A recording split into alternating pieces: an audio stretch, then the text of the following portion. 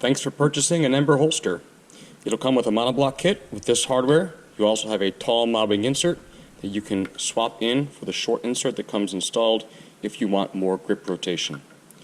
The Ember is an ambidextrous holster. The blocking is symmetrical on both sides. It will come with no clip attached, but with the mobbing set up for right-handed carry.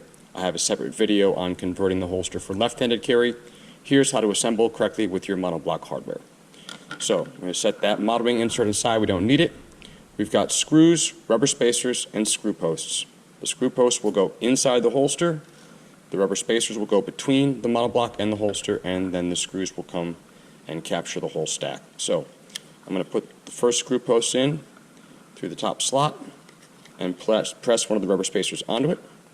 Second screw post goes in, and I press a rubber spacer onto it.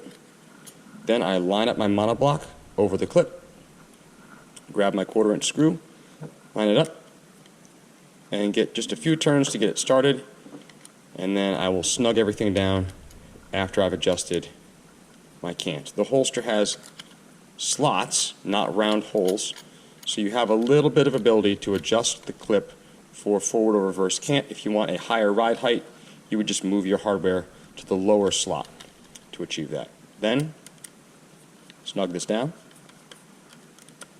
You don't have to crush it. Snug is enough. You can see that I'm compressing the rubber spacers a bit, but I'm not trying to squash them flat. And there you go. That's your monoblock assembly for the Ember holster.